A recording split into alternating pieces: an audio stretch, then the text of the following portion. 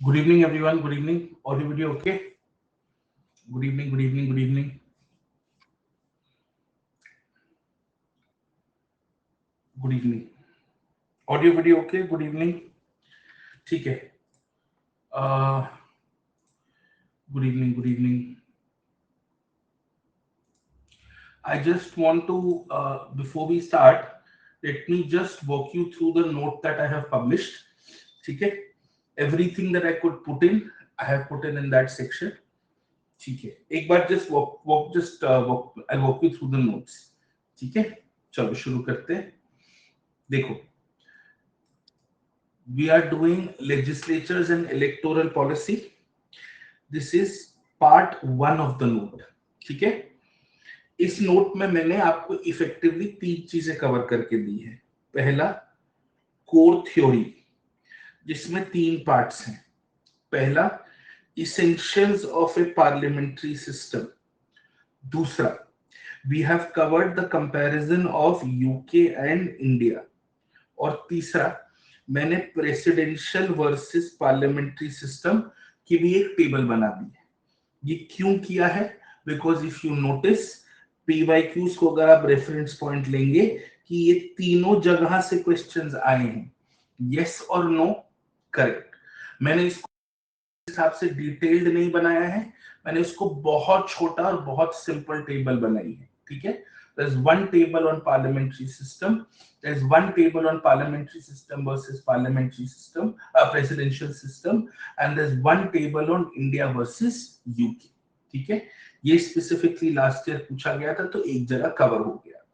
ठीक है. This is new from last year. ये 3 पेज मैंने इस बार ऐड किए.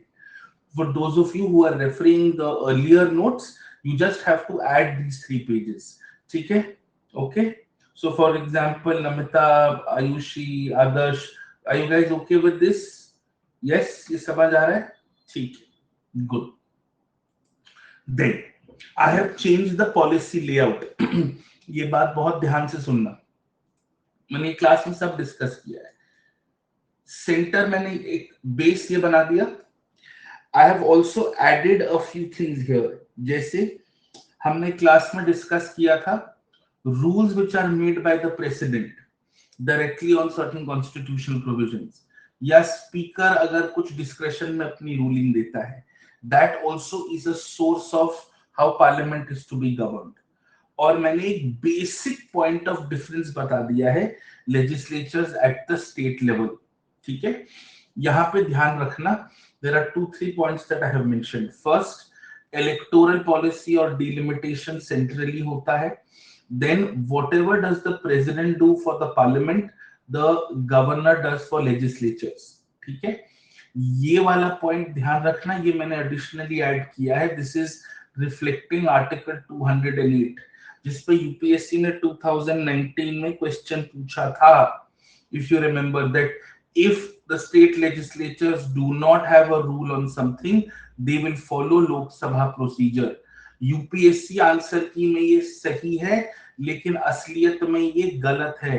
So just because UPSC is wrong on something does not mean we will follow it as it is.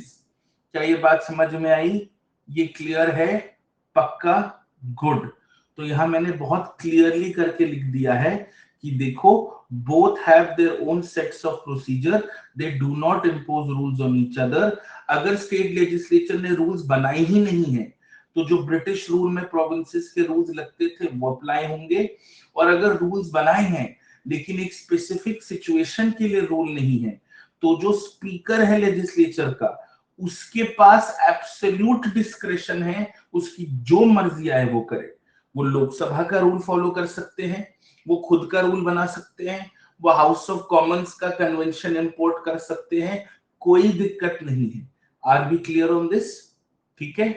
वो generally Lok Sabha का rule apply करते हैं, लेकिन ऐसा कोई हार्ड एंड मैटर फैक्ट नहीं होता. Are we clear on this? Yes और नो? ठीक है.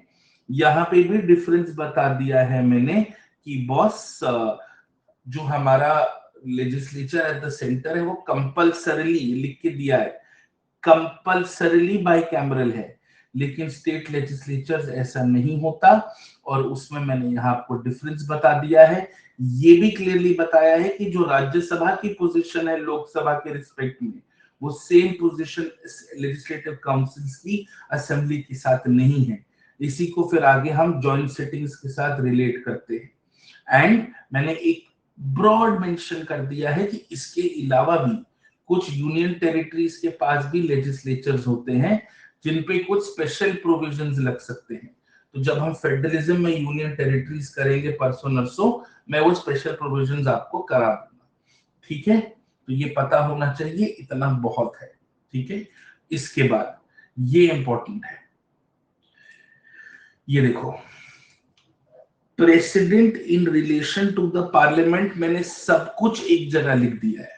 ठीक है, और क्योंकि प्री में वो आर्टिकल समराइज करके लिखते हैं, तो मैंने हर पॉइंट के आगे आर्टिकल रेफरेंस करके दे दिया है। ठीक है, तो प्रेसिडेंट का क्या राइट है इंफॉर्मेशन का, और पूरा का पूरा प्रेसिडेंट हाउसेस ऑफ पार्लियामेंट के साथ कैसे डील करते हैं, यहां तक समन करना है, प्रोरोग करना है, ये सारी चीजें एक जगह लिख दी है। ठीक है, special address, general address, motion of thanks, messages भेज सकते हैं। ये एक स्पेशल पॉइंट है जो कई बार प्री में पूछा जा सकता है कि अगर, ये हमने क्लास में डिस्कस भी किया था, कि राज्यसभा का चेयरमैन वेकेंट है, या फिर राज्यसभा के जो चेयरमैन है वो एक्स ऑफिशियो चेयरमैन जो है वो प्रेसिडेंट का काम कर रहे हैं, तो they can appoint somebody else also. Are we clear on this? And the office of the deputy chairman is also vacant. Are we clear on this? ऐसा भी हो सकता है कि डिप्टी चेयरमैन का ऑफिस वेकेंट है और जो चेयरपर्सन है वो वाइस प्रेसिडेंट का काम कर रहे हैं, जो वाइस प्रेसिडेंट का काम है वो प्रेसिडेंट ऑफिशिएटिंग का वाला काम कर रहे हैं। तो बेसिकली प्रेसिडेंट जो वाइस प्रेसिडेंट है वो राज्यसभा के लिए कोई और इंसान अपॉइंट कर सकता है। ये 91 में क्लियरली लिखा है, ये पॉइंट मिस हो जाता है। और यूपीएससी की बहुत गंदी आदत है कि ऐसे कोने में पड़े हुए आर्टिकल निकाल निकाल के पूछते हैं। ठीक है, अपॉइंटमेंट ऑफ प्रोटर्म स्पीकर, जो आर्टिकल 94 और 95 को मिला के मिलता है, otherwise it is a rule of procedure sort of a thing. फिर जॉइंट सिटिंग को लेके फिर रूल्स जो बनते हैं, और ऐसे कौन से बिल्स हैं जिसमें प्रेसिडेंट का रिकमेंडेशन लगेगा, वो सारे के सारे मैंने यहाँ एक साथ लिख दिए हैं। ठीक है, are we clear on this? Good. Over and above this I have also mentioned कि भाई माना कि प्रेसिडेंट का असेंट जरूरी है, लेकिन अगर नहीं मिला तो कोई बात नहीं, वो लॉ तब भी लगेगा। ये 255 में लिखा है, ये हमने क्लास में डिस्कस भी किया था, ये जनरली हम मिस कर देते हैं। ठीक है, इसके अलावा प्रेसिडेंट का बजट में क्या रोल है, और डिमांड फॉर ग्रांट्स भी बिना प्रेसिडेंट के रिकमेंडेशन के नहीं इंट्रोड्यूस की जा सकती। ये सारे पॉइंट्स यहाँ एक जगह लिख दिए हैं। ठीक है, are we clear on this? Yes. Contingency fund president के हाथ में होता है, अलावा राज्यसभा का नॉमिनेशन। फिर ये एक लाइन में लिख दिया है कि एंटी डिफेक्शन के अलावा, जिसमें स्पीकर डिसाइड करता है, और representation of people's act section 8 clause 1 2 3, जिसमें कोर्ट ने कन्विक्ट कर दिया, आप ऑटोमेटिकली डिस्क्वालीफाई हो गए। प्रेसिडेंट बाकी सारे डिस्क्वालिफिकेशन डिसाइड करता है subject to binding ECI advice. This is article 103, इसको एक जगह करके लिख दिया है।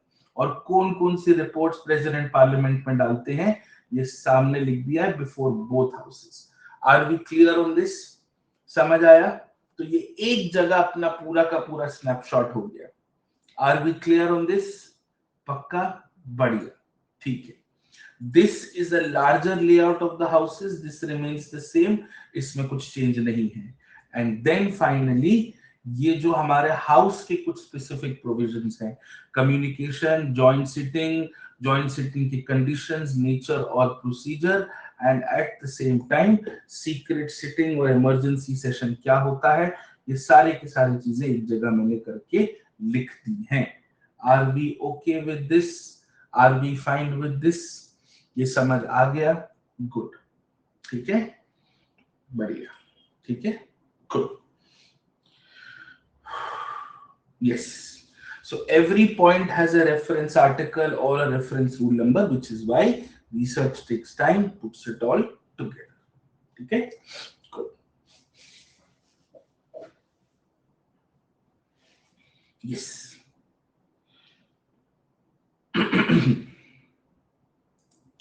Done. Now, by tomorrow evening, I will release the second part, which is procedures, which is your composition, everything else we put in the second half. Okay. The articles that I have mentioned, you have to remember. मतलब not the number, but what the article says. ठीक है? Okay. Good. आगे बढ़ते हैं. So we are studying parliament and state legislatures. As we know, we are studying procedures. In procedures, we have already studied general procedure, which corresponds to the function of government oversight, जिसमें हमने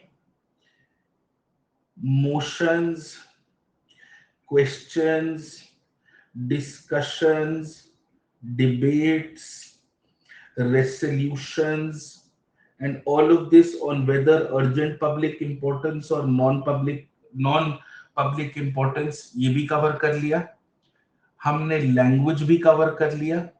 हमने restrictions on the parliament भी cover कर लिया.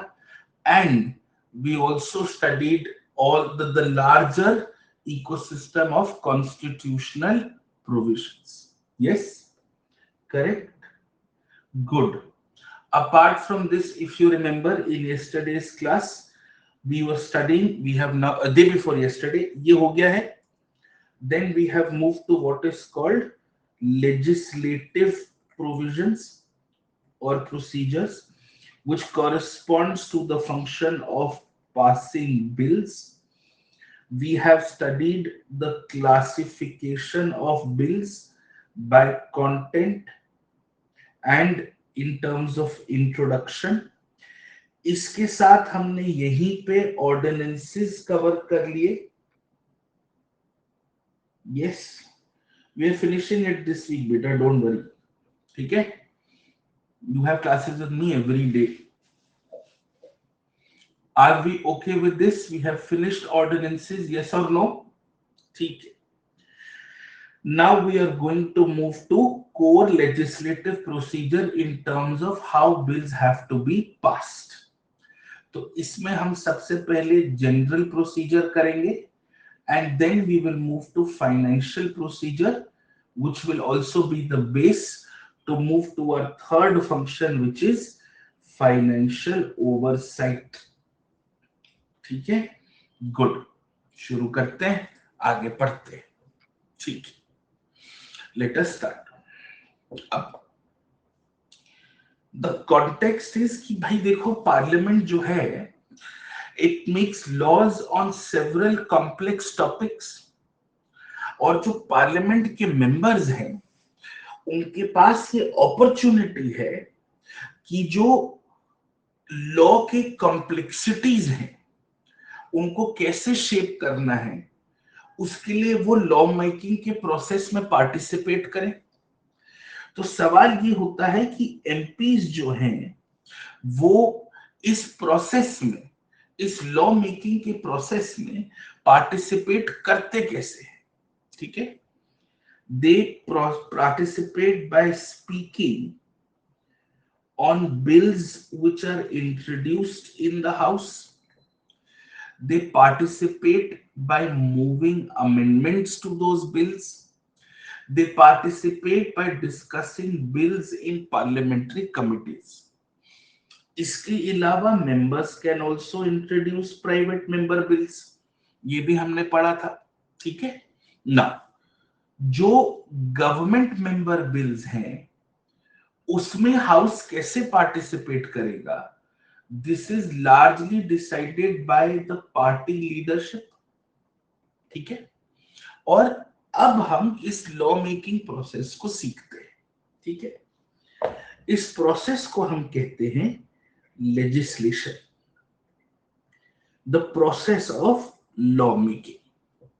ठीक है।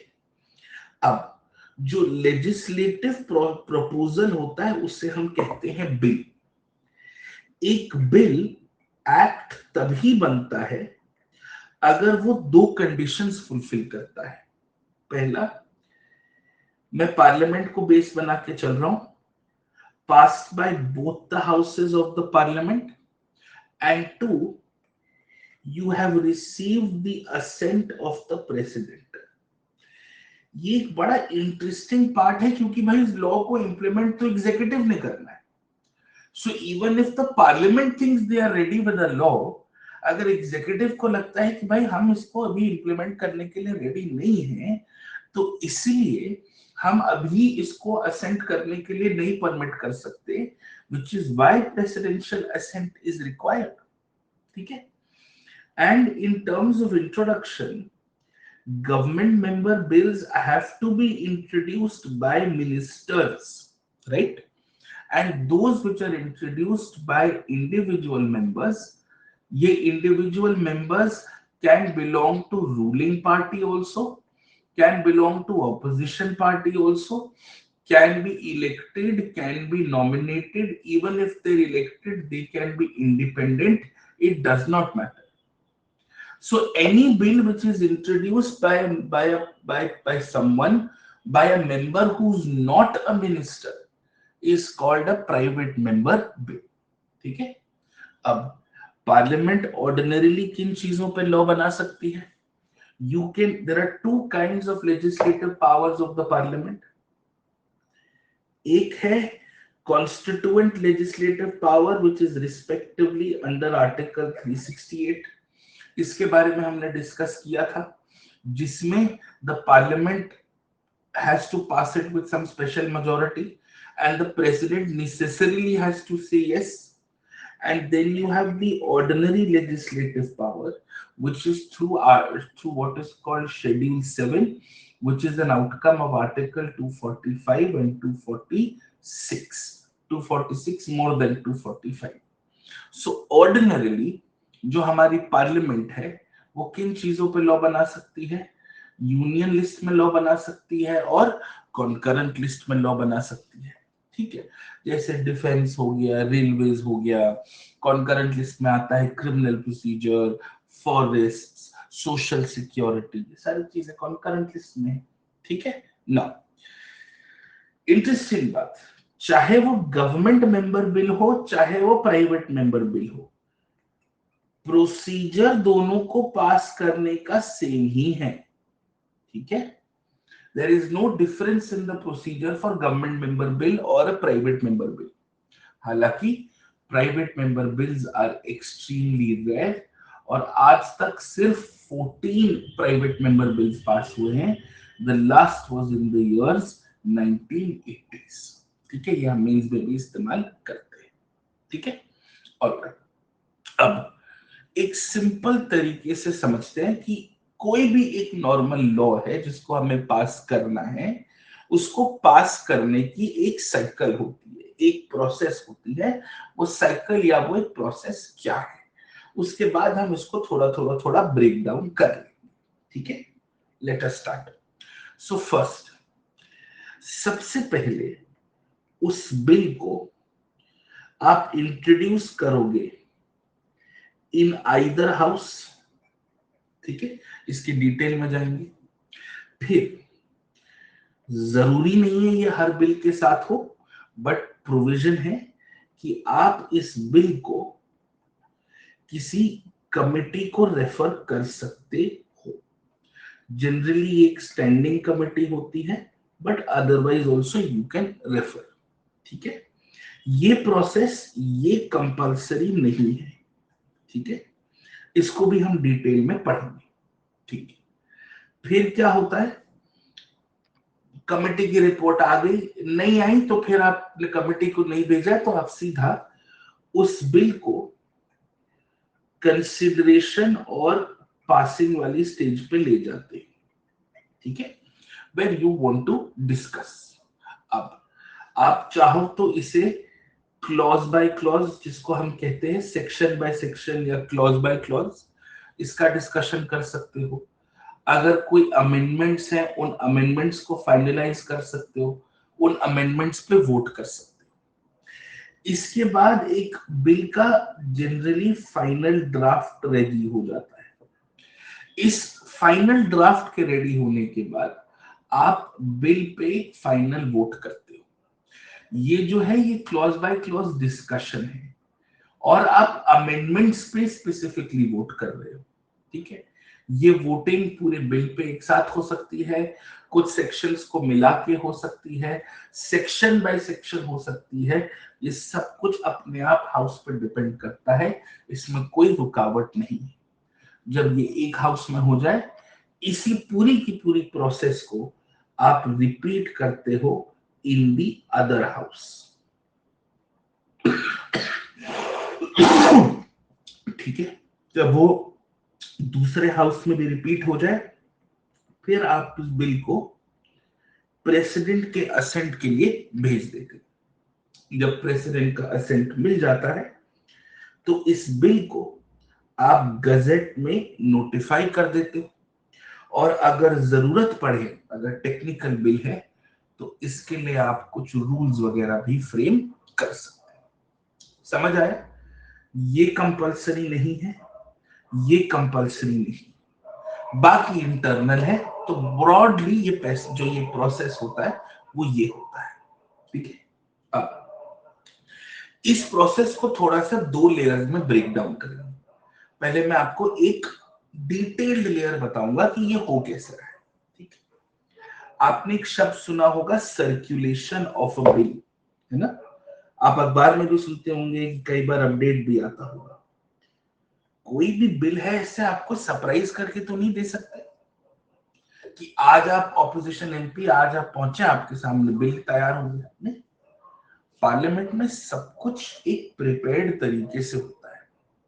So bills are actually circulated to members of parliament at least 2 days before introduction. ये समझ आया? They are circulated at least 2 days before introduction. ये सब आपके लोकसभा रूल्स और राज्यसभा रूल्स में लिखा गया है, ठीक है। फॉर एग्जाम्पल, आपको वो 2023 का विमेन रिजर्वेशन वाला बिल याद है? Yes, good. अब इसको ध्यान से समझना।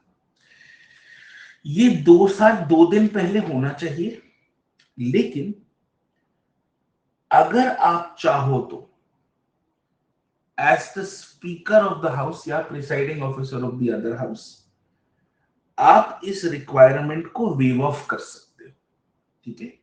क्या ये हमारे हिस्ट्री में हुआ है? ये हमारे हिस्ट्री में बहुत बार हुआ है। Most recent example I can give you 2023 का जो विमेन रिजर्वेशन का जो बिल था। That 2023 women reservation bill was circulated, introduced and discussed all on the same day and then passed the next day.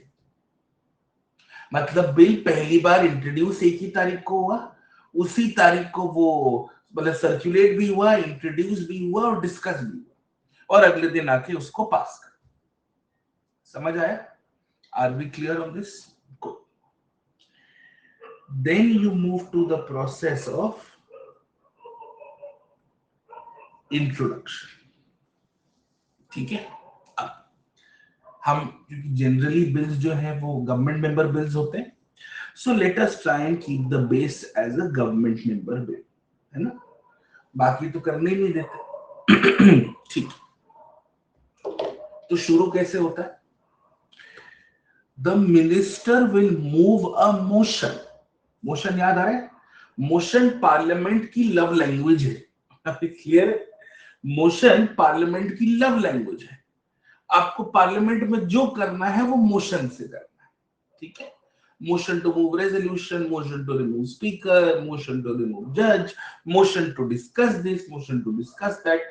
Motion is the medium of communication, ठीक है।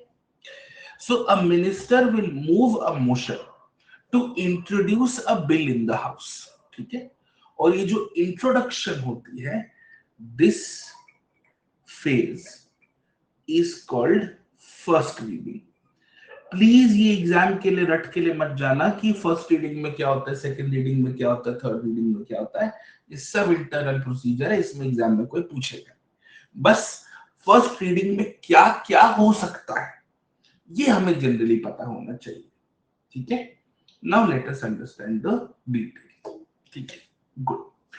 आकांक्षा, जिन सवालों का जवाब एकदम इमीडिएटली क्लास से रिलेटेड नहीं है और जिन सवालों का जवाब आपको एक क्लिक और सर्च से मिल सकता है, तो उसके लिए थोड़ा क्लास का फ्लो ना ब्रेक करें तो बेहतर होगा, है ना? पक्का? गुड, थोड़ा सा इसको ध्यान रखिए। ठीक है, सॉरी, हाँ सॉरी, थोड़ा सा। ठीक है, लेट्स कंटिन्यू। अब जब बिल इंट्रोड्यूस हो रहा है, ठीक है, इस इंट्रोडक्शन की स्टेज पे किस तरह से इंटरवेंशन की जा सकती है, किस तरह से आप कह सकते हो कुछ क्वेश्चन किया जा सकता है। ठीक है, जब भी बिल, कोई भी बिल फर्स्ट रीडिंग के स्टेज में है, जिसमें मिनिस्टर आके बिल के एक कॉन्टेक्स्ट सेट करते हैं या बिल का प्रियम्बल या बिल के ऑब्जेक्टिव्स बताते हैं, ठीक है, उस समय जो मेंबर्स ऑफ पार्लियामेंट होते हैं, ये members of parliament can object to the introduction of the bill on some very simple grounds. दो ग्राउंड्स है। पहला, ये बिल पास करने की पावर पार्लियामेंट के पास नहीं है और ये बिल कॉन्स्टिट्यूशन को वायलेट करता है।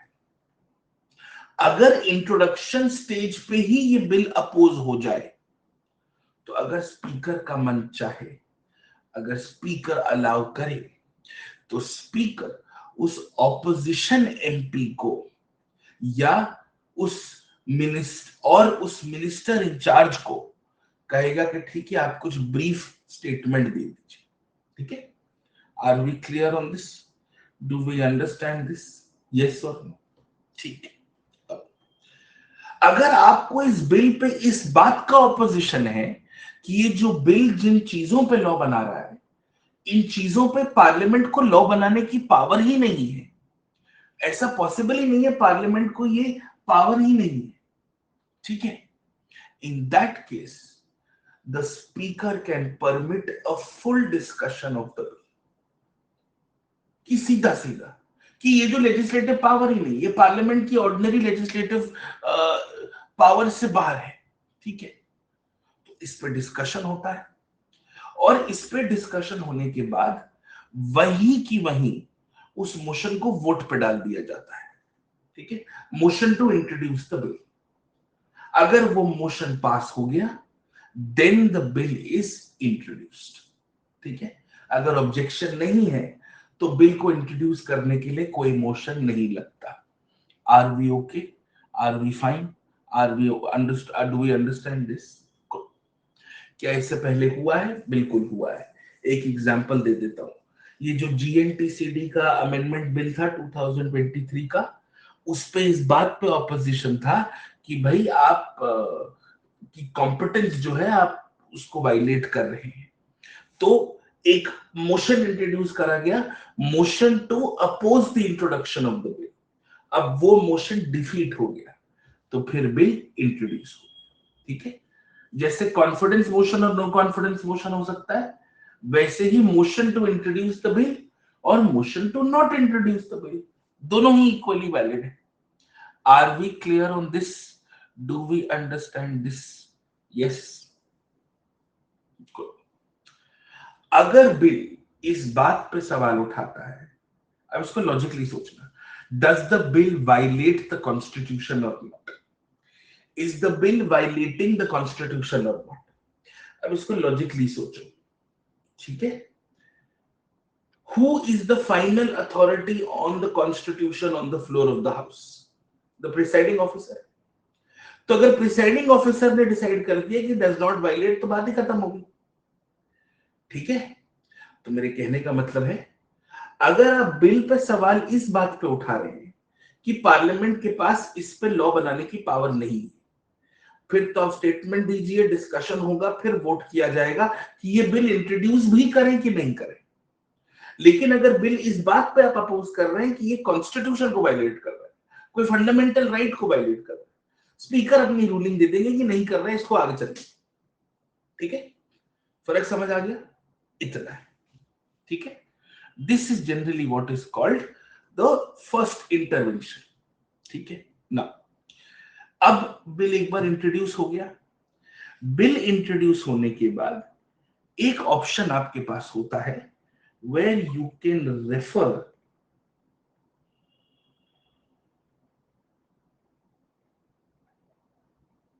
Bills to committee. ठीक है, where you can refer bills to committee. अब देखो, एक बार जब बिल इंट्रोड्यूस हो गया इट कैन बी टेक, दो ऑप्शन है, या तो आप इसको डिस्कशन पे ले जाओ, या डिस्कशन से पहले इसको आप किसी कमेटी को रेफर कर दो। ठीक है, क्लियर? दोनों के लिए मोशन लगेगा, ये हवा में नहीं जाएगा। ठीक है, both these motions are to be made by the minister who is introducing the bill। ठीक है, क्लियर? कि बिल पार्लियामेंट्री कमेटी को रेफर करना है या बिल डिस्कशन में जाना है, इसके लिए जिसने बिल इंट्रोड्यूस किया उस मिनिस्टर का मोशन लगेगा। ठीक है, वेरी गुड। अब सिंपल एग्जांपल, सपोज आप फाइनेंस मिनिस्टर है, सपोज आप लॉ मिनिस्टर है, आपने एक बिल इंट्रोड्यूस किया, फिर वो बिल इंट्रोड्यूस हो गया, फिर आपने कहा motion to refer the bill to committee. ठीक, उस मोशन के ऑपोजिशन में एक मेंबर ने एक और मोशन मूव किया, which is an amendment to this motion, कि भैया देखो इस बिल को पहले कमेटी भेजो फिर डिस्कशन में जाए, तो ये भी परमिटेड है। ठीक है, अगर ये मोशन मूव हो जाता है और स्पीकर ये मोशन एक्सेप्ट कर लेते, then the bill is not discussed until the committee is submitting its report to the house। क्या ये बात समझ में आई? Are we clear on this? पक्का? ठीक, जाना डिस्कशन पे है। ठीक है, गुड। कमिटी के लिए अगर आप रेफर करना चाहते हो तो मिनिस्टर भी कर सकता है, मिनिस्टर डायरेक्टली डिस्कशन के लिए भी ले जा सकता है। हाँ, मतलब इंटरवेंशन नहीं हुआ, बिल हैज बीन इंट्रोड्यूस्ड। ठीक है Surjit, then any other member, a minister will introduce a motion to move for discussion, a motion to move for discussion। ठीक है, अब minister can also move a motion to be sent to committee, no problem at all। इस motion के opposition में कोई और member अगर एक मोशन रेज कर ले, वो मोशन होगा to an amendment to this. अगर मिनिस्टर ने मोशन रेज किया है मोशन टू डिस्कस, इस मोशन के पैरेलल में मेंबर मोशन रेज करेगा motion to not discuss and move to committee. अगर ये एक्सेप्ट हो गया, then you have to wait for committee's report. Clear in this? Yes और नो? पक्का? Make sense? ठीक, फिर कमेटी की रिपोर्ट आती है, उस रिपोर्ट के बेसिस पे मिनिस्टर चाहे तो उस बिल में वहीं की वहीं अमेंडमेंट कर देते कि अच्छा ये कमेटी की रिपोर्ट है, ये कमेटी की रिपोर्ट ने कहा ये सेक्शन हटाओ, ये सेक्शन अमेंड करो, ये सेक्शन ऐड करो, ठीक है, कर देते। आप चाहो तो उस बिल को विड्रॉ भी कर लो और एक नया बिल इंट्रोड्यूस कर लो based on recommendations of the committee. Higher education में भी यही किया, नेशनल मेडिकल कमीशन में यही किया। जो नेशनल मेडिकल कमीशन का जो पहला बिल आया था, उस पर जो कमेटी रिपोर्ट आई, उसने उस बिल की धज्जियां उड़ा दी। उस बिल में कहा कि भैया ये आयुष डॉक्टर को, आयुर्वेद, योगा, उनानी, सिद्धि, होम्योपैथी डॉक्टर को 6 महीने का ब्रिज कोर्स करा दोगे और वो they will be equivalent to regular doctors. Imagine कि कल को मेरे को इमरजेंसी में जाना पड़े, मैं सड़क पे चल रहा हूं, मेरे को ऐसा, दिल्ली में तो आपको पता ही है, थार मेरे को उड़ा के चली गई, मेरा सर फट गया, मैं वो इमरजेंसी में लेटा हूं और वो डॉक्टर कह रहा है कि ये हल्दी लगा ले। करेक्ट? बोले टेक ए डीप ब्रेथ, अच्छा लगेगा? तो वो बिल को पूरा विड्रॉ करके री इंट्रोड्यूस किया। ठीक है, क्लियर ऑन दिस? गुड। तो ये कंप्लीटली इंटरनल है। आप वहीं की वहीं बिल विड्रॉ कर लो, आपको कमेटी के रिपोर्ट्स एक्सेप्ट करने कर लो, कोई दिक्कत नहीं, नो प्रॉब्लम। इनफैक्ट ये जो क्रिमिनल लॉज के जो रिफॉर्म याद है, जिसमें वो बीएनएस और बीएसए और ये अपना बीएनएसएस आया है, ये बिल्स पहले कमेटी को रेफर हुए थे। फिर जब कमेटी की रिपोर्ट आई कि भैया ये क्या ही कर रहे हो, तो पूरी की पूरी बिल विड्रॉ हुए and then they were reintroduced after incorporating the committee's recommendations. Clear? Understood? Yes? Good.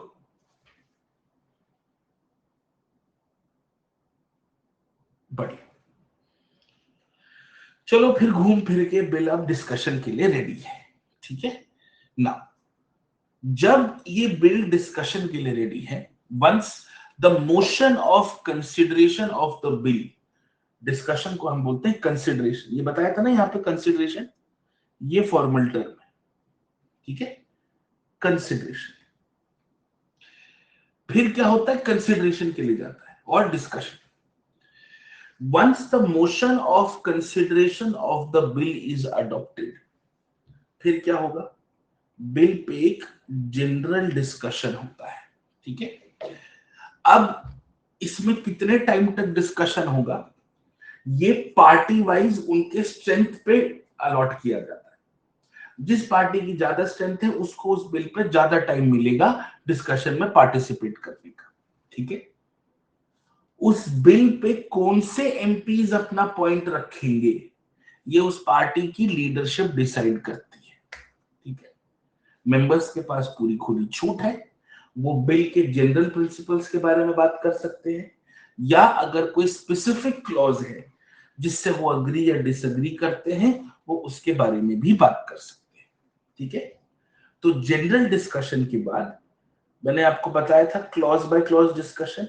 Yes, ये क्लॉज बाय क्लॉज डिस्कशन के लिए बिल आगे बढ़ जाता है। ठीक है, इस क्लॉज बाय क्लॉज डिस्कशन के टाइम पे जब आप बिल का एक एक प्रोविजन देख रहे हो, जो बिल का मिनिस्टर इंचार्ज है या जितने भी एमपीज हैं, आप इस समय बिल के लिए कोई भी अमेंडमेंट चाहो तो आप मूव कर सकते हैं। अमेंडमेंट के लिए 1 दिन का नोटिस देना पड़ता है और उसके डिस्कशन के पहले वो अमेंडमेंट सर्कुलेट होते हैं। जो भी उस बिल के लिए जो भी अमेंडमेंट प्रपोज कर रहा है, चाहे वो मिनिस्टर हो चाहे वो एमपी हो, they have to explain through a statement कि ये क्यों है, और फिर ये अमेंडमेंट्स पे वोट किया जाता है। ठीक है, अगर वो एक्सेप्ट हो जाते हैं then those amendments become a part of the law, if not then it is left out। ठीक है, ये जो प्रोसेस है जनरल डिस्कशन वाली, क्लॉज बाय क्लॉज डिस्कशन वाली, ये जो स्पेसिफिक प्रोसेस है, इसको हम सेकंड रीडिंग कहते हैं। समझ आया? Clear on this? अंडरस्टूड? ठीक है, अब जब भी आप बिल का कोई डिस्कशन करते हो, if you generally notice the houses were in session, आप जनरली देखोगे कि किन चीजों पे डिस्कशन होता है, कि भाई ये कौन सी लिस्ट के अंदर बिल आप बना रहे हो, यूनियन लिस्ट या कॉन्करेंट लिस्ट, इस बिल के पीछे आपके पॉलिसी ऑब्जेक्टिव्स क्या है, क्या यही एक तरीका है इस प्रॉब्लम को सॉल्व करने का, क्या कोई कॉन्स्टिट्यूशनल प्रिंसिपल्स को हम टच तो नहीं कर रहे, कोई हम उनको ऑल्टर तो नहीं कर रहे, सोसाइटी के डिफरेंट सेक्शंस में ये बिल का क्या इंपैक्ट होगा, इस बिल को इंप्लीमेंट करने के लिए, इस लॉ को इंप्लीमेंट करने के लिए कितना खर्चा लगेगा, क्या ये लॉ पास होने के बाद कोर्ट में चैलेंज हो सकता है, स्कोप क्या है लिटिगेशन का, क्या इस लॉ की वजह से कोई रेगुलेटरी बॉडी या कोई अथॉरिटी बन रही है, क्या ये अथॉरिटी एक फेयर तरीके से बनाई जाएगी, क्या ये अथॉरिटी सारे इंटरेस्ट को अकोमोडेट करेगी, क्या ये अथॉरिटी इंडिपेंडेंट होगी, क्या ये अथॉरिटी में कोई बायस तो नहीं होगा, इस बिल का सेंटर स्टेट रिलेशंस पे क्या इंपैक्ट पड़ सकता है, it can happen on any day, ठीक है। अगर ये कोई बिल है जो किसी किसी चीज को ऑफेंस बना रहा है, क्या आप एक रीजनेबल चीज को ऑफेंस बना रहे हो? क्या जो पनिशमेंट आप देना चाहते हो क्या वो प्रोपोर्शनेट है? और अगर इस बिल के लिए कोई रूल्स बनने चाहते हैं, कितने डिटेल तक रूल्स बनेंगे, किसको कितना स्कोप मिलेगा, किस मिनिस्ट्री के पास रूल्स बनाने की पावर होगी, ये सारी चीजें होती। And then once it is all done, you move to what is called voting on the bill, ठीक है। Here the minister moves the motion for passing of the bill, ठीक है। ये जिसने इंट्रोड्यूस किया होता है वही ये मोशन देता है, इसको हम थर्ड रीडिंग कहते हैं, ठीक है।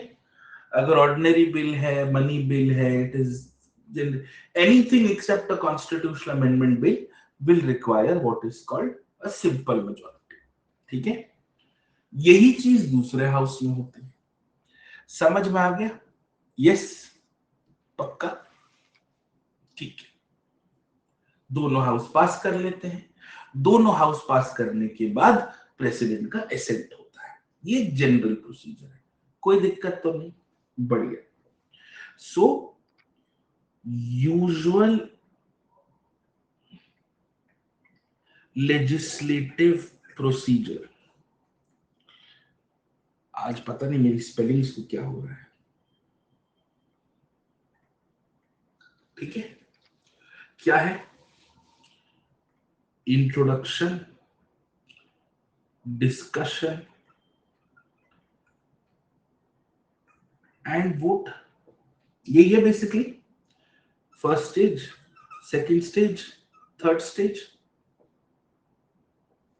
यस, मोटा मोटा इतना ही है, ठीक है। डिस्कशन में आप अमेंडमेंट्स भी इंट्रोड्यूस कर सकते हो।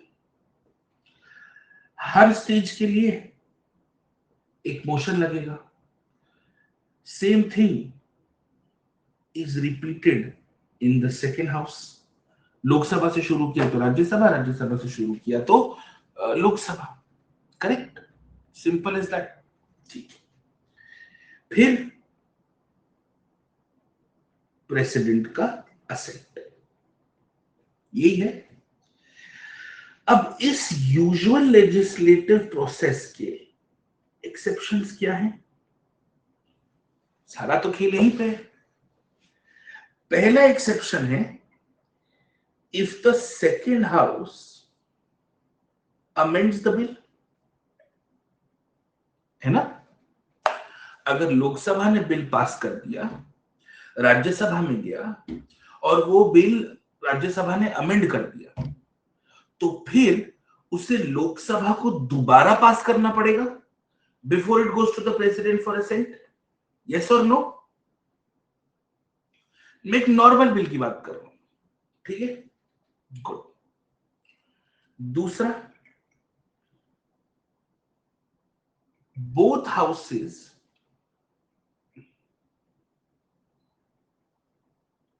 कांट अग्री, ये हमने पढ़ा था।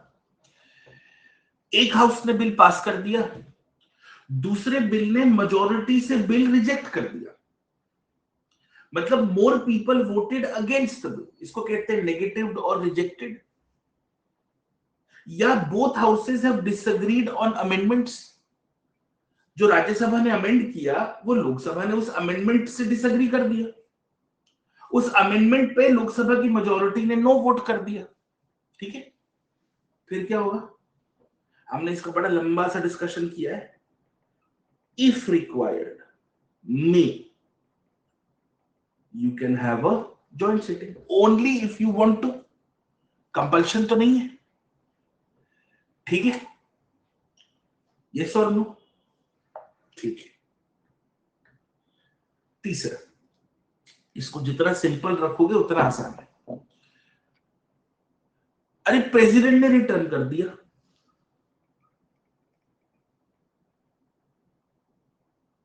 है ना। मनी बिल और कॉन्स्टिट्यूशनल अमेंडमेंट बिल्स के अलावा यस और no? The president can return any bill. Money bill president reject कर सकता है. कॉन्स्टिट्यूशन अमेंडमेंट बिल तो प्रेसिडेंट रिजेक्ट भी नहीं कर सकता, रिटर्न भी नहीं कर सकता. सीधी सिंपल बात तो यही है. ठीक. So except for a money bill and a constitutional amendment bill, the president can return any bill to the parliament for reconsideration. है ना? और अगर पार्लियामेंट वो बिल पास कर दे सेम फॉर्म में या थोड़े से अमेंडेड फॉर्म में, फिर प्रेसिडेंट को भेज दे, तो प्रेसिडेंट को असेंट देना ही पड़ेगा. यस और नो? इसको हम आम भाषा में सस्पेंसिव वीटो भी कहते हैं. If the same bill, बहुत ध्यान से सुनना, if the same bill is passed in the same form or even in the amended form, ये क्यों कह रहा हूं even in the amended form? क्योंकि हमने अभी थोड़े दिन पहले सीखा था the president can send messages to the parliament. तो जब प्रेसिडेंट अगर कोई बिल रिटर्न कर रहा है तो सिर्फ मुंह फुला के तो रिटर्न नहीं करेगा, लिख के रिटर्न करेगा ना कि मेरे को नहीं अच्छा लग रहा है ये, इसमें ये ठीक नहीं है, तो हमने ये ठीक कर दिया. अब बोलेंगे प्रेसिडेंट कुछ अच्छा साइन करो. यस और no? The president has the power to send messages to the parliament. तो यही तो सीखा था communication between the houses and the president and the houses. It is an application of this. तो प्रेसिडेंट ने कहा इस बिल में मेरे को सेक्शन 3 में प्रॉब्लम है, ठीक है सेक्शन 3 उड़ा दिया, अब कर साइन, अब करो साइन. यस और नो? इस ऑर्डिनरी प्रोसेस का चौथा एक्सेप्शन है मनी बिल्स. अब मनी बिल्स की बेसिक कहानी क्या है? They can only be introduced in the Lok Sabha. Rajya Sabha in bills में चेंजेस सिर्फ रेकमेंड कर सकते. राज्यसभा के मनी बिल अमेंड करने से मनी बिल अमेंड नहीं हो जाता. वो रेकमेंड कर सकते हैं कि भाई ये बिल में ये चेंज कर दो, और वो भी 14 दिन के अंदर. अगर 14 दिन के अंदर राज्यसभा ने बिल पास करके वापस नहीं भेजा या फिर अमेंडमेंट पे कोई अमेंडमेंट नहीं सजेस्ट करे, 14 दिन के अंदर अगर राज्यसभा से कोई एक्शन नहीं आया, इट इज अज्यूम्ड कि राज्यसभा ने पास कर लिया है. ठीक है? अंडरस्टूड? यस और नो? ठीक है. अगर मनी बिल लोकसभा में फेल हो जाता है, it is an indication of no confidence in the government. But does this mean the government has to resign? No. No. ऐसा कोई फॉर्मल रीजन नहीं. ठीक है. And then the exception to this is the fifth exception to this is constitutional amendment bills. यहां क्यों? क्योंकि यहां पे नॉर्मल मेजोरिटी नहीं लगती, या तो यहां स्पेशल मेजोरिटी 2 लगती है, या कुछ केसेस में स्टेट रैटिफिकेशन लगता है स्पेशल मेजोरिटी 3. यही पढ़ा था ना? करेक्ट. तो एक नॉर्मल लेजिस्लेटिव प्रोसेस में यही चेंजेस है, यही एक्सेप्शंस है कि भाई सेकेंड हाउस ने बिल अमेंड कर दिया, both houses can't agree, the president returns the bill. अगर वो मनी बिल नहीं है और कॉन्स्टिट्यूशनल अमेंडमेंट बिल नहीं, तभी रिटर्न कर सकता है, या मनी बिल या कॉन्स्टिट्यूशनल अमेंडमेंट बिल. बस. Correct. Ordinances aren't an exception when they are placed on procedure. Bill तो आ गया ना. Ordinance can be introduced by anybody. पढ़ा था ना, any odd member can introduce an ordinance replacement bill. Then it will depend on what kind of a bill it is. Is it a money bill or a non-money bill? क्योंकि ordinances constitutional amendment bill तो हो ही नहीं सकते. ठीक है? Clear on this? Good. अब ये थोड़ा प्री के लिए और इंपॉर्टेंट है, इसको हमें इग्नोर नहीं करना है. यहां से भी क्वेश्चंस आए हैं। अब थोड़ा सा हम रूल्स की बात कर लेते हैं। इसी का एक एस्पेक्ट डायमेंशन था ऑर्डिनेंसेस, जो हम ऑलरेडी कवर कर चुके हैं, है ना।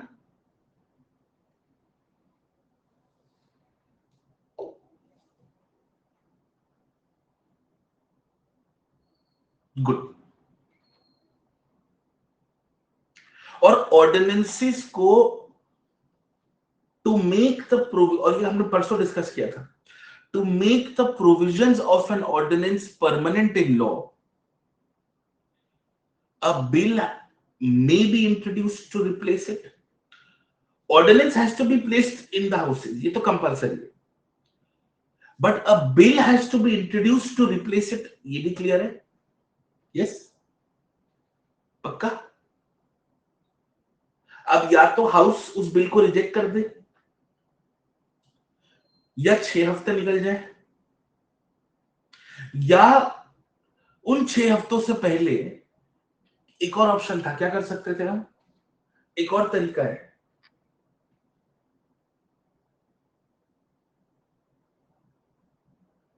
विड्रॉ तो कर ही सकते, और very good, statutory resolution disapproving the ordinance. और अगर दोनों हाउसेज ने वो स्टैट्यूटरी रेजोल्यूशन पास कर दिया, तो फिर क्या होगा, वो ऑर्डिनेंस अपने आप लैप्स हो जाएगा। यस और नो? ठीक है, प्रेसिडेंट ने ऑर्डिनेंस विड्रॉ कर लिया तो बात ही खत्म हो गई। अब अगर पार्लियामेंट में है तो क्या तरीके, can the president withdraw an ordinance till the time the parliament has not passed it?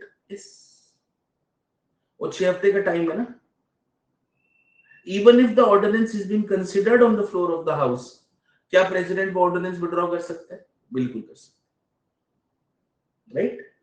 6 हफ्ते उसके लैप्स डेडलाइन से पहले, ठीक है। then the laws that we make today, because modern society with globalization, technology, with diversity in societies, laws have the idea of policy has become very complex, or laws can never be too complex, because if the laws are too complex, then implementing those complexity in such a rigid framework is a problem. आप दुनिया भर की complexity डाल दो अपने laws में, फिर उनको चेंज करने के लिए आपको बार बार अमेंडमेंट लाना पड़ेगा। उनको अगर वो 6 महीने बाद, साल भर बाद, 3 साल बाद आउटडेटेड हो जाते हैं, उनको हटाने के लिए आपको फिर से एक अमेंडमेंट लाना पड़ेगा। Yes, which is why we have the concept of what is called subordinate legislation. We have the concept of subordinate legislation.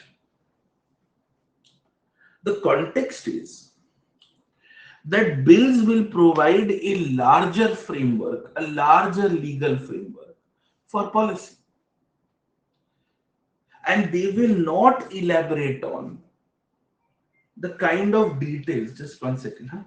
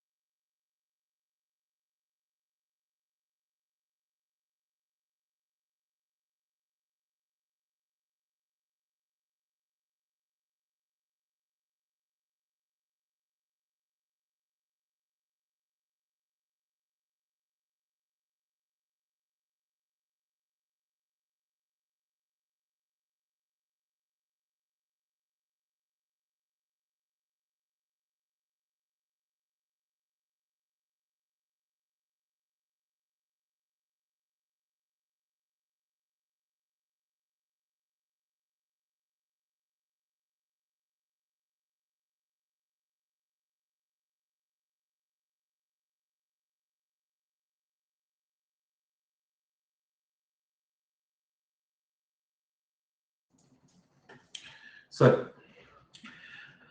तो आजकल जो बिल्स हैं, those bills will have a larger framework of policy. आप कोई भी bill उठा के देख लो, वो कोई टेक्निकल डिटेल में जाते ही नहीं. They will provide a larger framework. They will not elaborate into the technical details. ये जो टेक्निकल डिटेल्स होती हैं, they are left to the executive. इसको डेलीगेटेड लेजिस्लेशन भी कहते हैं, जो एक तरह से सही ढंग से किया जाए तो बहुत अच्छी बात है, लेकिन इसकी आड़ में आप बिल ही को खोखला कर दो तो बहुत गड़बड़ बात है. It is in fact an issue of great analysis when it comes to separation of power. We come to that.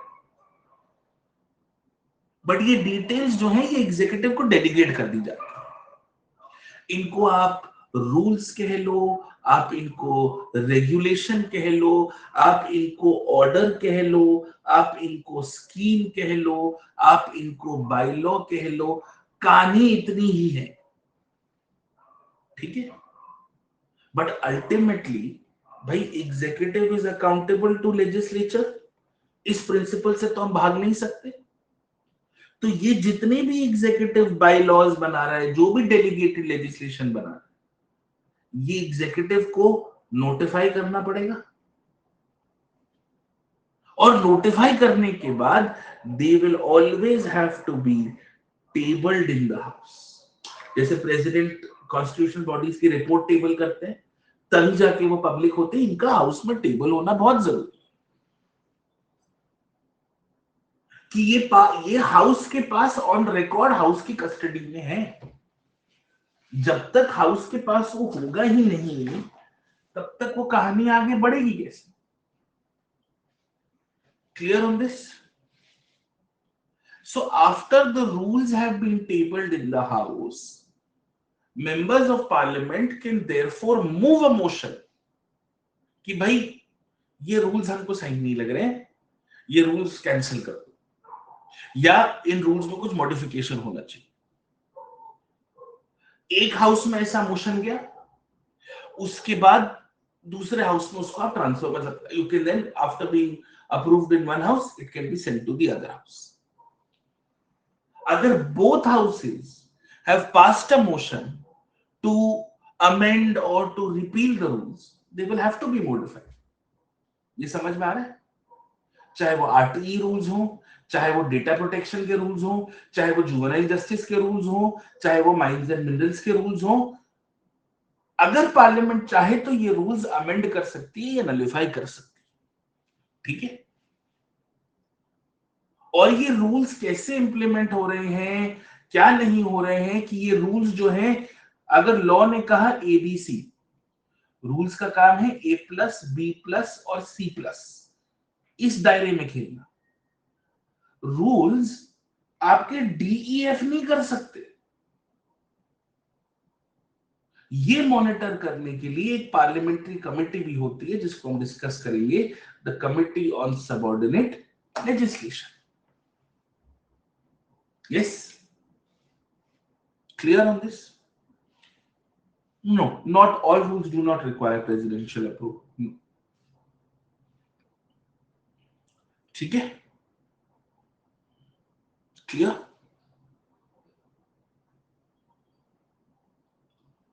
And because ultimately it is the executive in a parliamentary system, the executive is also not, मतलब इसको बहुत conceptually सोचो.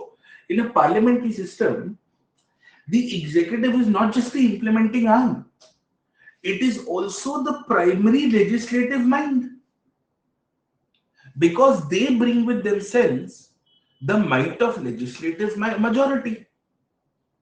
एक parliamentary system में जो executive है, वो ये डुअल एग्जीक्यूटिव का मतलब सिर्फ नॉमिनल रियल नहीं होता.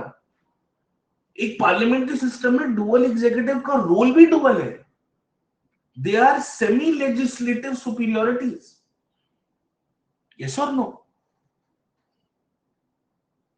पार्लियामेंट्री सिस्टम का नेचर ऐसा है that private member bills are an exception to legislation. आप कोई भी पार्लियामेंट्री गवर्नमेंट देख लीजिए, majority bills are passed by the are government bills. Problem India में ये है कि हम प्राइवेट मेंबर बिल्स को बिल्कुल भी पिछले 20-25 सालों से 30 सालों से बिल्कुल भी हम केटर नहीं कर रहे।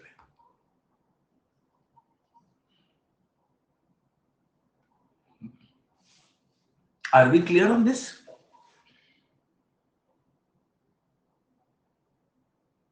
प्राइवेट मेंबर बिल्स इंट्रोड्यूस बहुत सारे होते हैं, लेकिन वो इंट्रोड्यूस के बाद वाला जो फेज है, बिकॉज इंट्रोडक्शन के लिए तो मोशन नहीं लगता, इंट्रोड्यूस तो करके रख दो आप। प्रॉब्लम इंट्रोडक्शन स्टेज में मोशन तब लगता है जब इंटरवेंशन है, नहीं तो इंट्रोडक्शन के लिए कोई मोशन थोड़ी लगता है। तो प्री का सवाल आया, do you require parliamentary approval to introduce a bill, yes और नो? नो। अगर इंट्रोडक्शन के टाइम पे कुछ गड़बड़ी, कोई इंटरवेंशन हो गया, तब मोशन लगता है, यस और नो? ये बात, ये कॉन्सेप्चुअल क्लैरिटी मिली? और इसका लॉजिक भी है कि बिल लाने के लिए मुझे अगर हाउस से पूछना पड़ रहा है तो फिर बात ही खत्म होगी मेरे एमपी होने का। अरे कम से कम बिल सामने रख तो दो।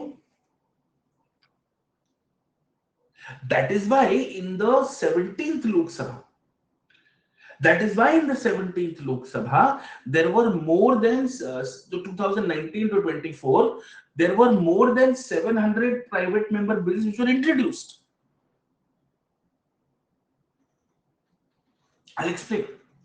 ये जो इंट्रोडक्शन स्टेज है, ये वाला, इस मैंने आपको बताया था all motions are not votable, some motions need to be voted on, some motions don't have to be voted. So when you are building, you bringing a motion to introduce a bill, उसको speaker ने accept कर दिया, बात खत्म। Intervention पे जो motion लगेगा वो वोटेबल और नॉन वोटेबल होता है। Are we clear on this? To just plainly introduce a bill, it is a non votable motion. Motion to introduce higher education bill, आपने पार्लियामेंट को कहीं वोट करते हुए देखा था उस मोशन पे? नहीं। Are we clear on this?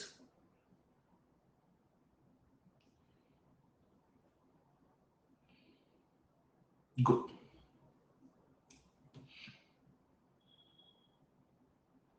But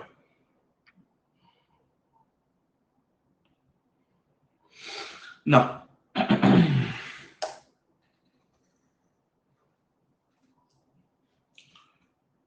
so in the larger context of legislative policy you must understand the role of private member bills. Private member bills are largely for gaps in legislative policy, है ना? Procedure same है। आप देखना generally private member bills would be about changes to existing policy, कि ये है, ये क्यों नहीं करते, इसमें ये चेंज क्यों नहीं करते, इसमें ये ऐड क्यों नहीं करते। करेक्ट? आए समझ में? Do we understand this, yes और नो? तो हमारा लेजिस्लेटिव पॉलिसी जो है वो यही है। हाँ, ठीक है।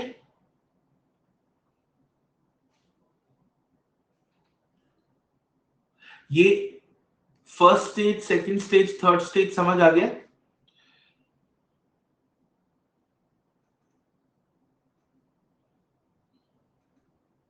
गुड। फर्स्ट रीडिंग का मोशन है, मतलब एंड ये remember, motion to leave the house या मोशन फॉर लीव हाउस अभी सब छोड़ के ये बिल डिस्कस करेगी, है ना? ये लिस्ट ऑफ बिजनेस में लिखा होता है।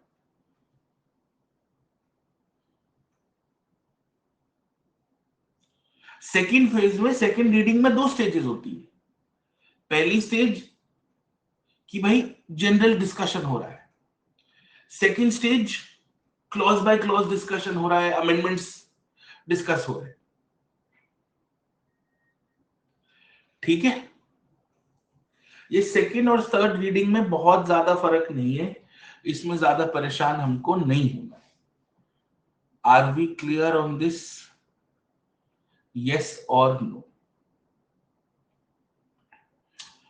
लेजिस्लेटिव प्रोसीजर समझ में आ गया? ठीक है। जनरल लेजिस्लेटिव प्रोसीजर समझ में आ गया? Yes. Subordinate legislation also has to be tabled. If a member wants, they can question the legislation, the rules. Can these rules be challenged in court? Yes. Can they be questioned in the parliament? Yes. Absolutely.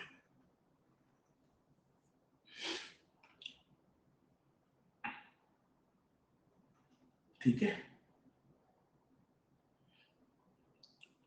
समझ गए? Good. अब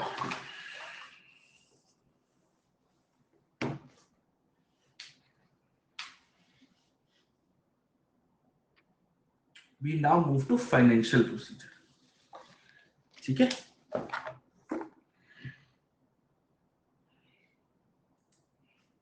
You want to take a quick 5-minute break and start?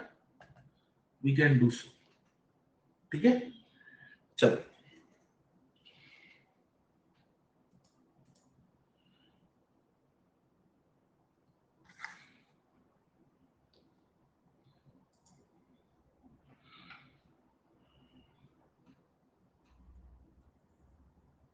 IR basics मतलब current के हिसाब से ना, हाँ, IR मतलब बिल, ये हॉटस्पॉट्स, ऑर्गेनाइजेशंस, यस।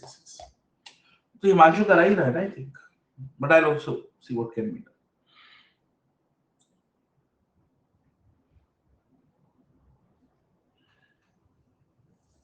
ठीक है,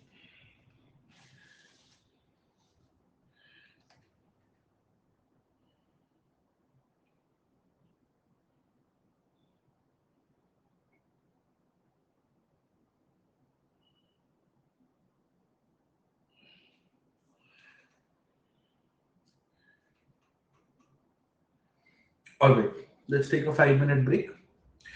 यहाँ मैं थोड़े take a 5-minute break and will talk. Money bill में ना काफी लोगों को कंफ्यूजन होता है, विल सॉर्ट दिस।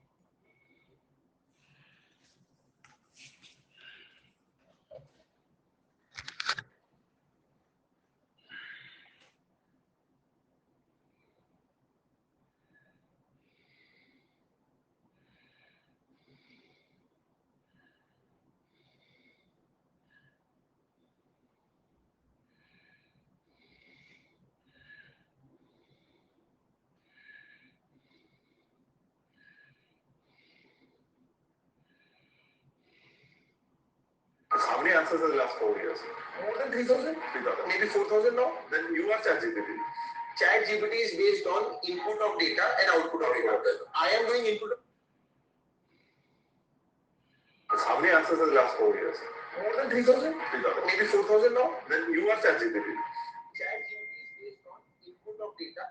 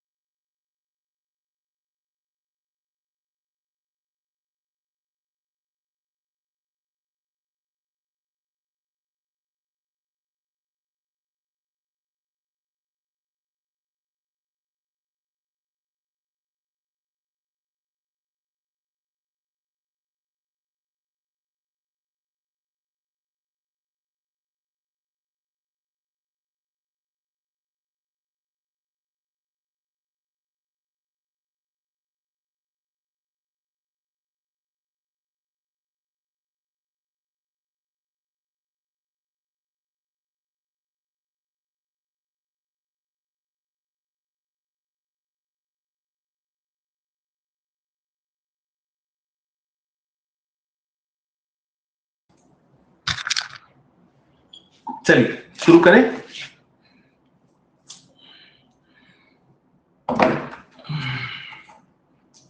यस, अब बहुत ध्यान से पढ़ेंगे, एक बहुत ही अलग तरीके से इसको अंडरस्टैंड करेंगे और विजुअलाइज करेंगे, ठीक है। बिकॉज हमारे से सबसे बड़ी गलती क्या होती है, हम फाइनेंशियल मैटर्स को ना बहुत ही आइसोलेटेड तरीके से, बहुत ही साइलोस में पढ़ते हैं, ठीक है। सो our job today, fundamentally our job today is to understand what is this entire concept of financial matter, ठीक है। तो शुरू करते हैं। Now we are going to deal with financial matters and also the procedure pertaining to financial matters, and it will also correspond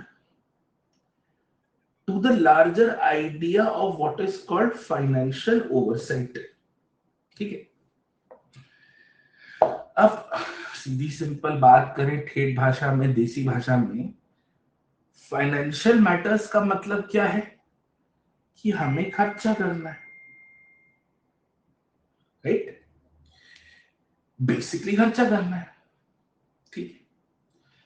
अब ये खर्चा कौन करता है? मोस्टली तो एग्जीक्यूटिव खर्चा करती है। खर्चा करने वाली तो एग्जीक्यूटिव है, ठीक है। Who is spending money? The executive. From where is the money being spent? You will have certain government accounts, right? जैसे Consolidated Fund of India, Contingency Fund of India, right? Basic कहानी तो यही है, ठीक। Who is spending money? Sorry, and where is money being spent?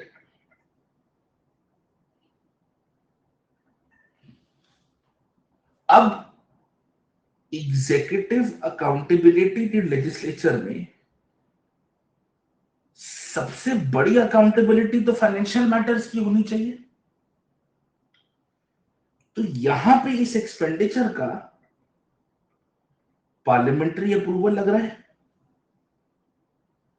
Yes. खर्चा executive कर रही है, लेकिन जो एग्जीक्यूटिव से खर्चा करा रहा है वो एग्जीक्यूटिव खुद चाहेगी कि मैं, मुझे इतना पैसा खर्च करना है, या कोई भी तो बोल सकता है नहीं कि आपको इस पे पैसा खर्च करना चाहिए, यस और नो, ठीक। ये जो एक्सपेंडिचर है इसके लिए पार्लियामेंट्री अप्रूवल लगेगा, लेकिन हम एक यूनिटरी फेडरल कंट्री है ना, एक बड़ा ही unique sort of a federal setup है जिसमें centre has to be stronger than the states. तो इसके लिए we will have to keep the Lok Sabha at a superior position than the Rajya Sabha, ठीक है। अब ये जो खर्चा हो रहा है जिसके लिए पार्लियामेंट्री अप्रूवल चाहिए, ये ऐसा एक ऐसा होलसेल लार्ज स्टॉक खर्चा हो सकता है, आप उसको चाहो तो बोलो एक कॉम्प्रिहेंसिव खर्चा हो सकता है, क्योंकि फाइनेंशियल मैटर्स में फाइनेंशियल अकाउंटिंग लगती है और उसके लिए फाइनेंशियल ईयर लगता है। तो साल भर में एग्जीक्यूटिव को क्या खर्चा करना है उसकी एक प्रॉपर फाइनेंशियल प्लानिंग होनी चाहिए, यस। इसी को तो हम एनुअल फाइनेंशियल स्टेटमेंट कहते हैं, है ना। इसके लिए हमारे कॉन्स्टिट्यूशन में स्पेशल प्रोविजंस दे रखे, यस और नो। 112, 113, 114, ठीक है। स्पेशली दे रखे। And then you can have over and above this one time expenditures, है ना,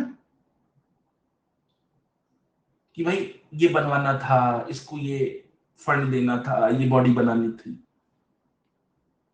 अब बात सिर्फ पैसे की हो तो मनी बिल है, लेकिन पैसे के साथ आप और कुछ भी नया कर रहे हो तो बात फाइनेंशियल बिल की आती है। बट ये है तो वन टाइम खर्चा ही। यस और नो? सीधी सीधी बात तो ये। Money bill is a special type of legislation. अभी हमने पढ़ा, it is an exception to ordinary legislative procedure, it is a special legislative procedure, and it also is of a financial nature. So there will be something which applies to financial bills जिसमें money bill की बात होगी, है कि नहीं?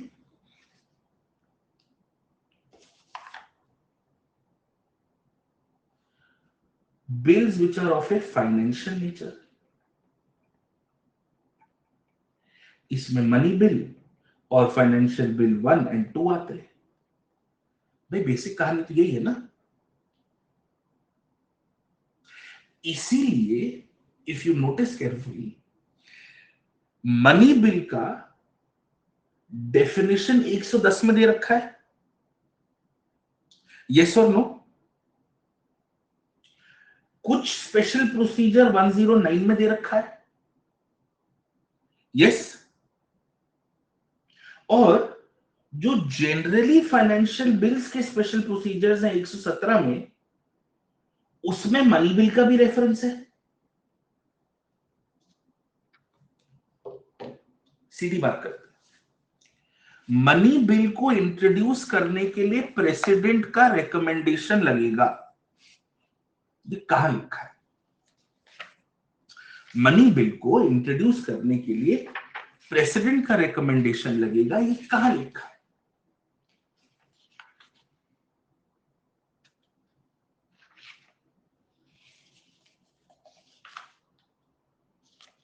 Yes और no?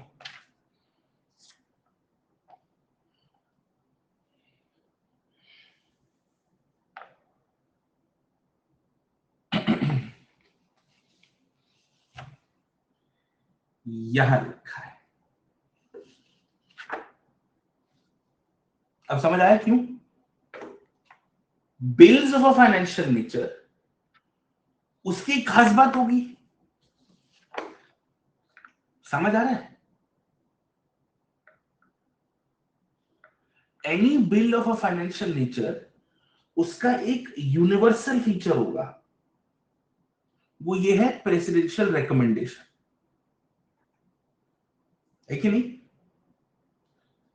क्या budget में प्रेसिडेंशियल रिकमेंडेशन लगता है? यस। क्या मनी बिल में लगता है? यस। क्या फाइनेंशियल बिल 1 और 2 में लगता है? यस। यस और नो?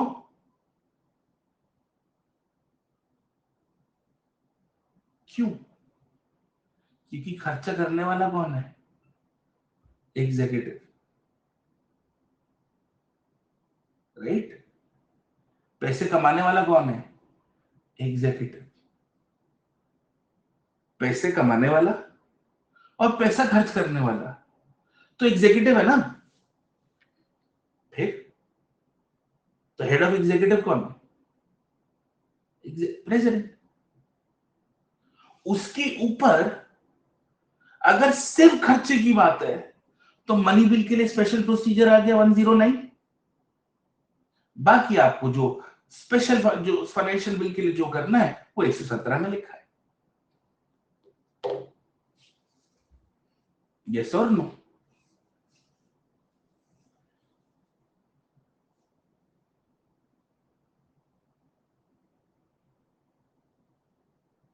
कॉन्टेक्स्ट ये है। और टेक्निकली देखा जाए तो one of the features of money bills is कि आप सीएफआई से खर्चा कर रहे हो। भाई बजट भी तो सीएफआई से ही खर्चा कर रहा है, लेकिन बजट और भी चीजें कर रहा है, वो एक टैक्सेशन पॉलिसी भी बना रहा है। तो annual financial statement is a super advanced, a very heightened application of a money bill and financial policy, है ना। बजट एक मनी बिल तो है, पैसे तो खर्च कर रहे हो, but financial policy, money bill तो सिर्फ पैसे की बात करता है, पैसा कहां से आ रहा है और पैसा कहां से जा रहा है। फाइनेंशियल बिल कहता है पैसे के साथ कुछ बना रहे तो वो फाइनेंशियल बिल है। जो बना रहे हो वो पैसे से बड़ा है तो फाइनेंशियल बिल 1 है, जो बना रहे हो पैसे से छोटा है तो फाइनेंशियल बिल 2। यही कहानी है, बेसिकली इतना ही है। Yes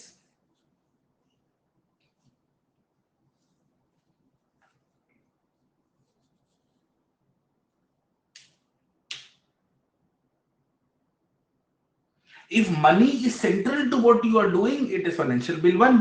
So financial bill 1 is closer to money bill.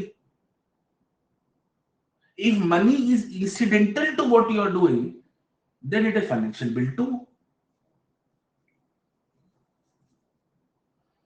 अब नंबर ऑफ गजेस बढ़ा रहे हो, पैसा तो छोटी सी बात है ना, मेन बात तो ये नंबर ऑफ गजेस बढ़ा रहे हो तो फाइनेंशियल बिल 2 हुआ। यस लेकिन आप अगर एक फंड बना रहे हो,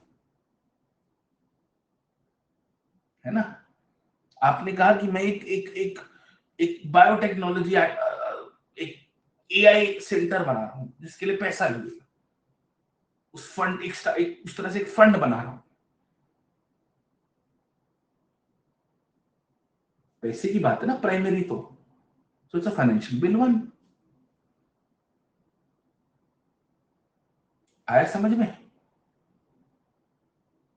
हाँ, I come to the technicalities in a bit, but broadly ये बात समझ आई। जब हम खर्चों की बात करें तो क्या बात कर रहे हैं, इसको और एक सिंपल तरीके के लेयर से समझो। बात खर्चों की है और पैसा कैसे खर्च हो रहा है, it is the most important way to check actions of the executive. खर्चे करता कौन है जी? एग्जीक्यूटिव। खर्चों के लिए पैसे कौन बटोरता है जी? एग्जीक्यूटिव। खर्चे करते कहां से हो जी? गवर्नमेंट अकाउंट से पैसा निकाल के। तो खर्चे करने के लिए तो पार्लियामेंट्री अप्रूवल लगेगा। अब करने वाला एग्जीक्यूटिव, बटोरने वाला एग्जीक्यूटिव, तो अगर जहां खर्चे की बात है तो प्रेसिडेंशियल रिकमेंडेशन तो लगेगा ही लगेगा। अब फर्क होता है खर्चे का टाइप क्या है जी। एक तो ऐसा खर्चा है जो साल में एक बार करते हैं जिसमें सब मिनिस्ट्री को पैसा बांट देते हैं, उसको जी बजट कहते हैं, उसका अलग स्पेशल प्रोसीजर कर लो। एक है जी सिर्फ पैसा बहाना है जी, बस सिर्फ और सिर्फ पैसे की बात है, उसको मनी बिल कहते हैं। एक ऐसी चीज जिसमें पैसे के साथ और कुछ हो रहा है, अब वो और कुछ कितना बड़ा है कितना छोटा है वो डिपेंड करेगा, वो है फाइनेंशियल बिल। यही फर्क हुआ ना। Yes sir.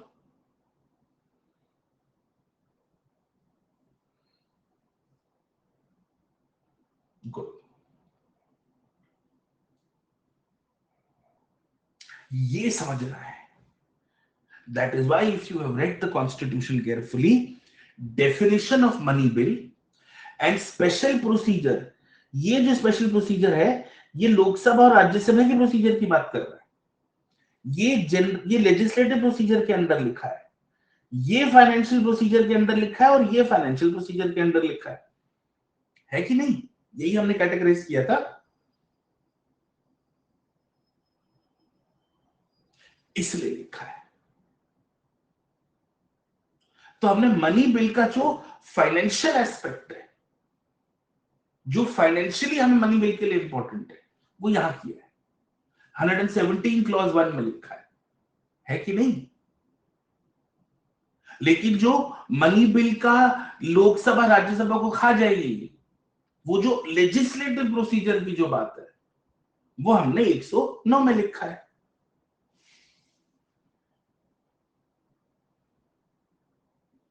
अब लॉजिक समझ में आया आर्टिकल्स का?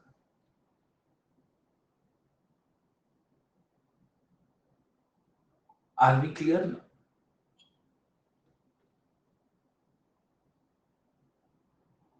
इससे वो हमारे फाइनेंशियल बिल वाले क्वेश्चन में समझ में क्लैरिटी आती है कि हम क्या कहना चाह रहे हैं और क्यों कहना चाह रहे हैं। ठीक है,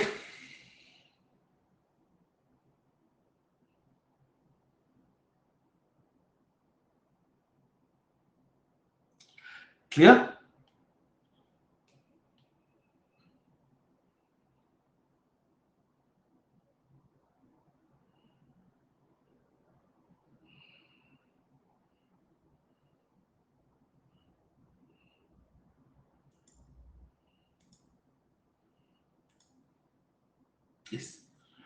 इस हफ्ते 1 वीक मोर। आदित्य जी, आप हर क्लास में एक ही सवाल पूछते हैं, कोई डाउट पूछ लिया करो यार। अनुज के जैसे, नमिता के जैसे, आयुषी के जैसे, विकास के जैसे।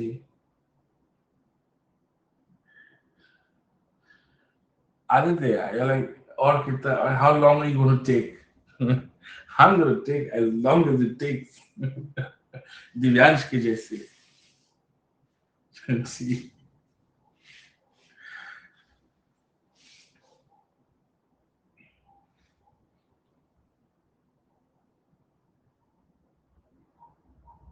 Clear?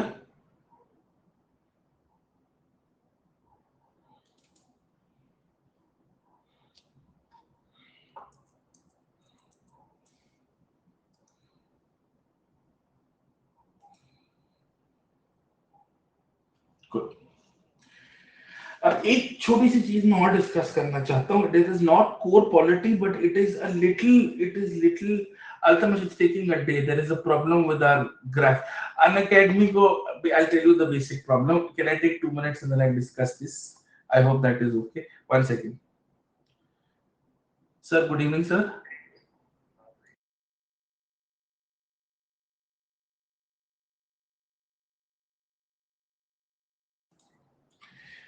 So I'll tell you basically what happened. There is something called Unacademy. They own a company called Graphy. ठीक है? Graphy is a software as a service provider. ठीक है? They give us the app that we use, for which they take a percentage of every student who enrolls. Okay, and we pay them extra for all the free courses that we run. Okay, that's a different problem. Now, graphy के पास play store का एक console account है, उस पे वो सारे हम जैसे लोगों को ऐप बना के देते हैं। Play store is owned by Google. Google ने ग्राफी का सारे प्ले स्टोर के ऐप बंद कर दिए, तो जो एग्जिस्टिंग ऐप वाले उनको दिख रहा है, जो नए वाले उनको प्ले स्टोर में नहीं दिख रहा है। पिछले 3-4 दिन से चल रहा है। उन्होंने कहा है कि इसे वो कल तक ठीक कर देंगे। In the mean time Unacademy को यूडेमी या पता नहीं किसी ने खरीद लिया है 100%। ठीक, ठीक है। UpGrad has bought 100% of Unacademy now. ठीक है, समझ आया ये? Are we clear on this? This is also conceptually important. अब हम लोग लटक गए हैं। यस, हाँ हाँ, लेट्स क्रैक इट वाला Unacademy. Yes yes, that is why the portal is the same. But anyways, don't worry. हाँ, don't worry. Within the next 1 week, we are moving to a completely own in-house setup where we would have our apps. And in fact, within this month, your Tracker Pro will also have a dedicated app. We built it in-house. सब कुछ setup कर दिया। ठीक है? Yes.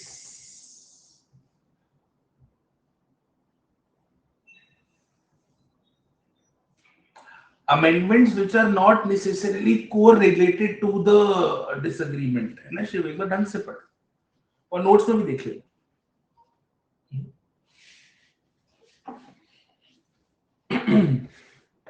Anyway, so one last aspect. When we are discussing,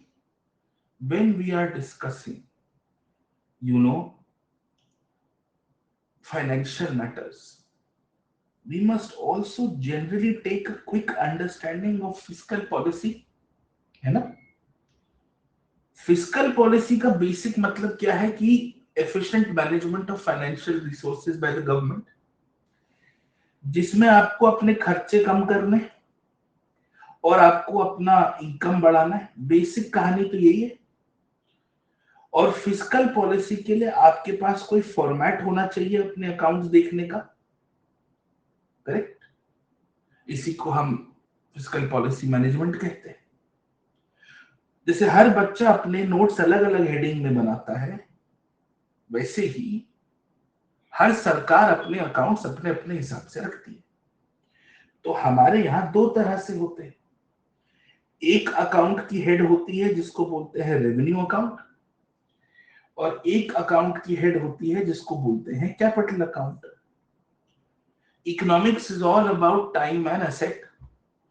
Revenue is all about less than 1 year and no direct effect on assets. And capital is always about something that spans more than 1 year and has a direct impact on assets. Basically, मोटे पैसा मोटा खर्चा, पतला पैसा पतला खर्चा। अब इसमें दो चीजें हो सकती हैं, या तो पैसा आ रहा है या तो पैसा जा रहा है, रेवेन्यू रिसीट्स, रेवेन्यू एक्सपेंडिचर। या तो पैसा आ रहा है या तो पैसा जा रहा है, correct? Yes. I'll come to that, Mohit. Don't worry. ठीक है। अब पैसा सरकार के पास कहां से आता है? या तो टैक्स से आता है या तो नॉन टैक्स से आता है, फीस एक्सेट्रा। और ये पैसा हर साल भर के अंदर आता रहता है। टैक्स में डायरेक्ट टैक्स हो सकता है, इनडायरेक्ट टैक्स हो सकता है। अब तो एक ही इनडायरेक्ट टैक्स है, लार्जली जीएसटी। अब सरकार को साल भर के अंदर कंपल्सरी पैसा कहां खर्च करना है? भाई सरकारी सैलरी देनी है, सब्सिडीज पे खर्च करना है, हमें डिफेंस एक्सपेंडिचर मेंटेन करना पड़ता है, मतलब इक्विपमेंट मेंटेन करने के लिए पेंशन देना पड़ता है, जो उधारी ले रखी है उस उधारी का ब्याज देना पड़ता है, इंटरेस्ट पेमेंट्स। ये हर सरकार के लिए अलग होगा। सिमिलरली हमारे पास मोटा पैसा कहां से आता है? उधार का पैसा आता है, या हम कुछ बेच देते हैं तो उसका पैसा आता है। Debt and non debt. Yes, IMF से लोन लिया, debt creating capital receipt. Air India बेच दी, non debt creating capital receipt. फिर यहां हम इंफ्रास्ट्रक्चर और 10 तरह की चीजों पर खर्च करते हैं। यस, इसको डिसइन्वेस्टमेंट कहिए, स्ट्रेटेजिक सेल कहिए, प्राइवेटाइजेशन कहिए, वो सब टेक्निकल डिफरेंसेस आप इकोनॉमिक्स में पढ़ लेंगे। बट भाई सीधी बात तो ये है, इतना है, और पूरे आपके डेफिसिट्स की कहानी यही है। तो ये जो पैसा आ रहा है, ये कहाँ आ रहा है? कंसोलिडेटेड फंड ऑफ इंडिया में, धीरे धीरे धीरे ऊपर चढ़ के। ये पैसा जा कहाँ रहा है? कंसोलिडेटेड फंड ऑफ इंडिया से जा रहा है। यस और नो? स्टेट्स के लिए सेम है, कंसोलिडेटेड फंड ऑफ स्टेट्स। भाई एंड में तो पैसा यही आ रहा है ना, करेक्ट? आपने पासपोर्ट के लिए पैसा दिया, वो पैसा किसको दिया? रीजनल पासपोर्ट ऑफिस को दिया। वो रीजनल पासपोर्ट ऑफिस ने पैसा मिनिस्ट्री ऑफ एक्सटर्नल अफेयर्स में जमा कराया, वो पैसा कहां गया? सीएफआई में गया।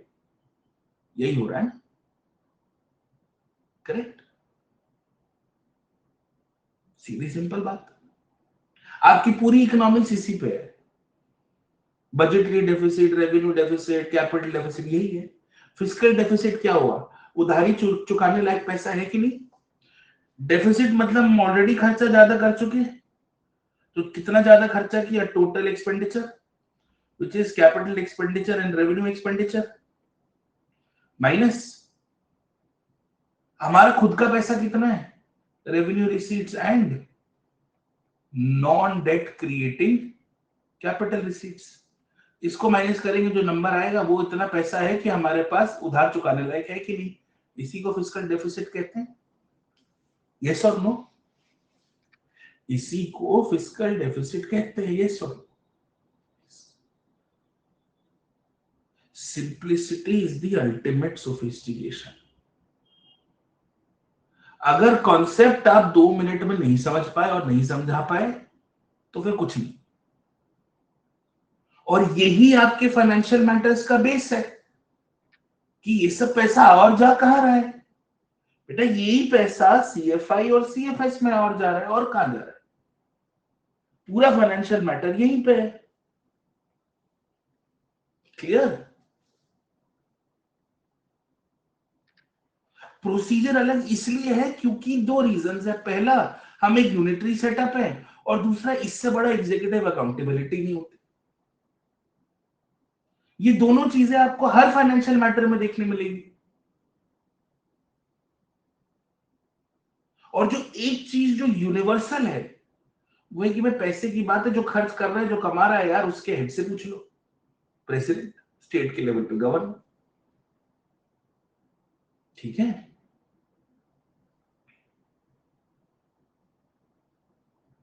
Are we clear on this? Yes और नो?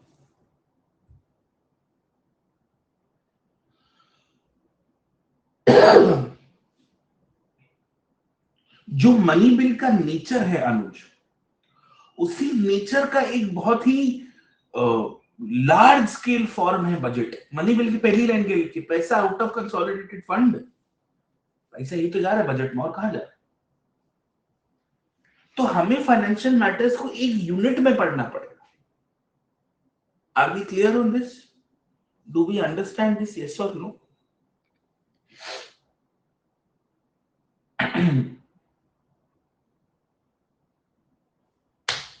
एक्सीलेंट। ठीक है?